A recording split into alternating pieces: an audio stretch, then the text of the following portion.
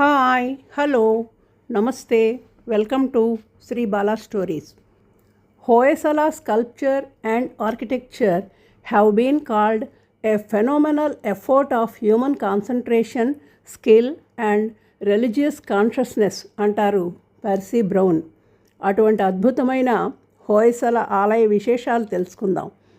నేను వాస్తుశిల్ప శాస్త్రాలు చదవలేదు కాబట్టి ఒక సాధారణ వ్యక్తిగా ఆలయం వర్ణించడం జరిగింది.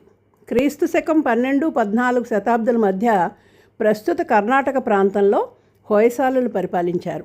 ఒక పక్క శత్రువులతో యుద్ధాలు చేస్తున్నా వారు తమ రాజ్యంలో అతి సుందరమైన నిర్మాణాలు చేపట్టారు.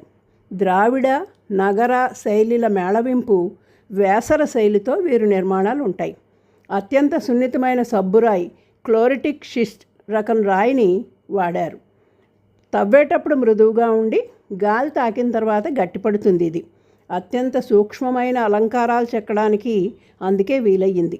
నక్షత్రాకార నిర్మాణాలు, ఎత్తైన వేదికలు, స్తంభాలు, అబ్బురుపరిచే శిల్పకళ వీరి నిర్మాణాల్లో చూడొచ్చు. అలాంటి అందమైన నిర్మాణమే సోమనాథపుర కేశవ ఆలయం.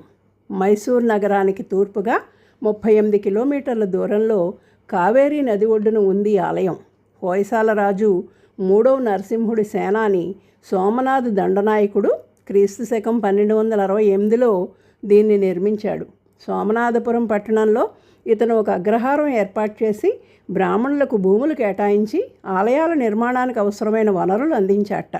దండనాయకుడి పేరు మీదుగానే ఇది సోమనాథపురం అని పిలువబడుతోంది. కేశవ ఆలయం తూర్పుముఖంగా ఉంటుంది. ప్రధాన ద్వారం, చుట్టూ గోడ, వెలుపలి ఎత్తైన స్తంభం ఉంటాయి.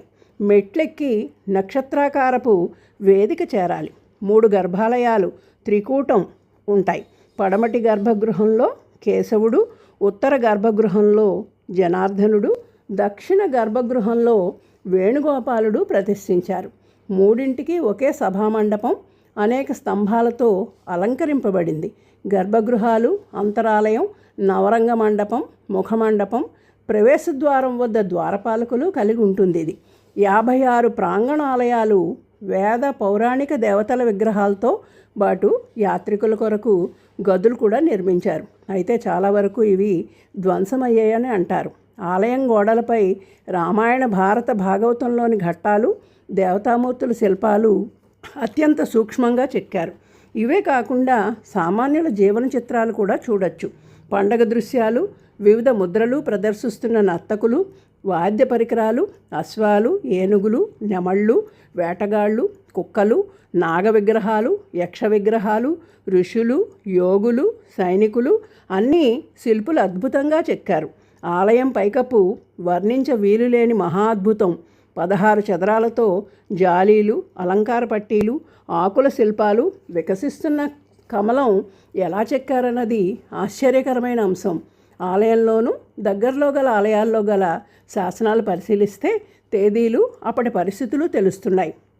సాధారణంగా శిల్పులు ఆ కాలంలో అజ్ఞాతంగా ఉండిపోయేవారు. కానీ ఇక్కడ మాత్రం శాసనాల్లో శిల్పులు, వాస్తుకారులు, ఇతరత్రా నిర్మాణంలో భాగస్వాములైన కంసాళ్ళు, వడ్రంగులు, దంతపనివారు మొదలైన వారి పేర్లు ఉంటాయి. మాలితమ్మ, బాలేయ, చౌడయ్య, బామయ్య, నంజయ్య, యలమసాయి పేర్లు గోడలపై చూడొచ్చు. స్థానికులే కాకుండా ఇతర ప్రాంతాల నుంచి వచ్చిన వారు కూడా నిర్మాణంలో పాల్పంచుకున్నారు. ఒకప్పుడు సోమనాథపురంలో పురహర, నరసింహేశ్వర, మురహర, లక్ష్మీ నరసింహ, యోగనారాయణ ఆలయాలు ఉండేవని చారిత్రక ఆధారాలు తెలియజేస్తున్నాయి. ప్రస్తుతం యోగనారాయణ ఆలయం శిథిలాలున్నాయి. మిగిలినవి ధ్వంసం అయిపోయాయి. కేశవాలయం కూడా దాడుల్లో చాలాసార్లు ధ్వంసం అయిందని, తిరిగి పునరుద్ధరింపబడిందని చెప్తారు. కేశవాలయంలో కేశవుడు విగ్రహం ఉండదు. జనార్దన, వేణుగోపాలుడి విగ్రహాలు చూడొచ్చు. 2023లో యునెస్కో హళేబీడు హోయసలేశ్వర ఆలయం, బేలూరు చెన్నకేశవ ఆలయాలతో పాటు సోమనాథపుర కేశవాలయాన్ని కూడా ప్రపంచ వారసత్వ స్థలంగా గుర్తింపునిచ్చింది. అపారమైన కృషి, దైవికమైన పరిజ్ఞానం, విశేషంగా గల ఆనాటి శిల్పులు చిన్న ఖాళీ కూడా వదలకుండా అత్యంత నైపుణ్యంతో నగిశీలతో అలంకరించిన ఈ ఆలయం తప్పకుండా చూడాలి. ఉదయం 8:30 నుండి సాయంత్రం 5:30 మధ్య సందర్శించవచ్చు. దేశంలోని అన్ని పట్టణాల నుండి మైసూరుకు వివిధ రవాణా సౌకర్యాలు ఉన్నాయి.